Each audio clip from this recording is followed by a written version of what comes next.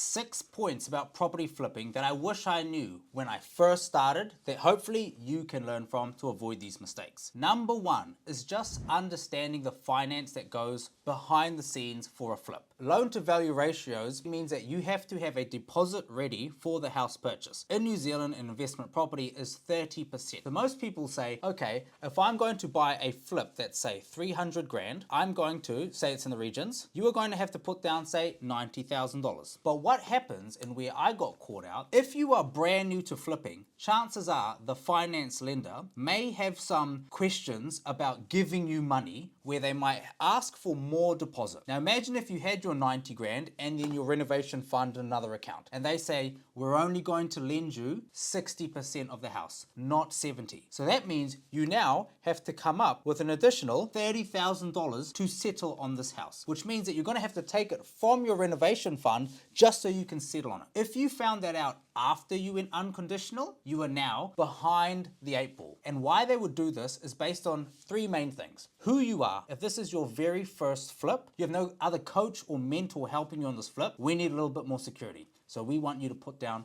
40%, not 30. The second thing they're going to want to see is actually reviewing the property itself. If it's a very old property that has buggered piles, buggered roof, it's old cladding, it looks all rotten, the inside doesn't even have a kitchen or bathroom, it's absolutely unlivable in its current state, they will ask for a little bit more deposit. And the last thing why they might do that is the location of the property. If it's in a very small town, think in New Zealand that's maybe under 5,000, under 3,000 people in that town, they might ask for a little bit more deposit to again safeguard themselves. So your best thing to do is to have your property, have the sale and purchase agreement, and give it to your broker or whoever's organizing the finance for you to get the loan to value ratio, the deposit requirement in writing before you go unconditional. Number 2, triple checking all the unchangeables. Regardless how much money you throw at the house, you can't change these things at all. Obviously, if you're like Jeff Bezos or someone that's an absolute billionaire, you can change anything. But for the average person that's just doing their flip, you want to make sure that these unchangeables will not affect the sale of your house. I'm talking, it's got a huge gang presence. Regardless what you do to the kitchen, the bathroom, if someone walks in here,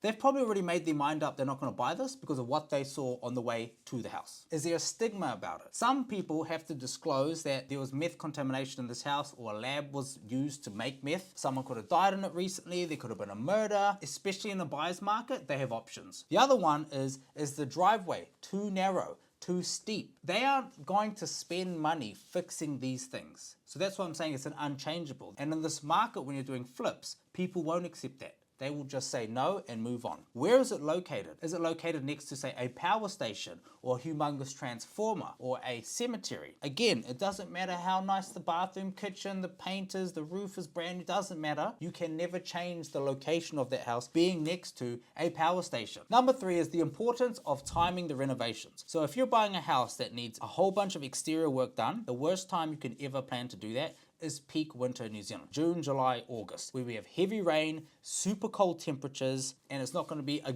fun time for the tradies that have to do that job. Try it in October, November, December, January. Number 4, small thing, is just to prepare the house. Standard due diligence, you would have already organized insurance, but some people end up going unconditional and then they look to get the insurance. And this is where things change, or the insurance premiums ask for way more information than what you expected, and settlements literally in the next couple of days. You want to organize your insurance, you want to have the power ready to be turned on, you want to make sure the water is connected and working, you want to know where the Toby is, because that's another thing that can just delay you for a couple of days if you cannot locate where the mains Toby is, because the plumber will need to know that. Get numerous keys cut, hide them on site, or get a lockbox, because you want to make sure that if you're getting 2 or 3 tradies coming in and out, you want to have an allocated key for each one, because if one takes it home, it just holds up the whole job. And if they have their own key each, then only them to blame if their key goes missing. Number 5 is try get 2 of everything. Quotes, at least get 2 quotes. If it's a full renovation quote or a builder, plumber, sparky, at least try and get 2. When you're going to sell the house, you want to get an appraisal from a real estate agent. You want to talk to at least 2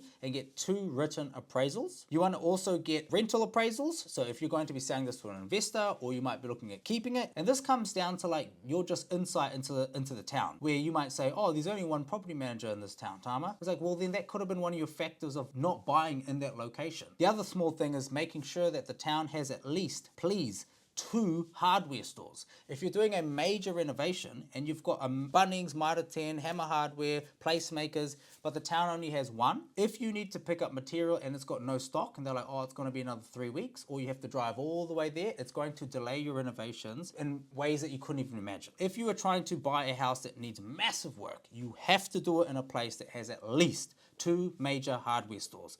It will make your life way easier. And lastly, probably the most important right now, and it's timing the market to even begin flipping. We are in a buyer's market, which means you are very advantageous on buying. When you go to sell, you are now on the other side of that coin, where you're going to have a lot of buyers thinking the exact same thing, where they can hit you hard with negotiations, they can do long conditions favorable to themselves, and you're not going to get the price, you might not get the price that you wanted. Because the thing is, in this market, if you can buy properties way below value, you try and hold them, because that is where the actual wealth gets built. You want to create equity, to the point where if you need to, you might look at doing a cash top-up from the equity you've created from the renos, pull out your renovation funds and part of your deposit. Certain deals you can pull all the money out that you put in, and that isn't taxed because it's debt. And now you have a bit of cash in your bank account and you get to hold the asset and you collect the rental income from it. So it's all about timing the market. And that comes down to you being like, okay, I have to set up my company properly. I'll have to make sure that I'm doing it in an entity that is for long-term hold. There's all tax implications that come from it. I have looked at properties now for doing this for 4 years. There's certain properties that I wish, I could have held. Obviously my strategy has changed. I'm going to development, so we needed the cash, etc. But like this one here, right? Where we took it from a daycare center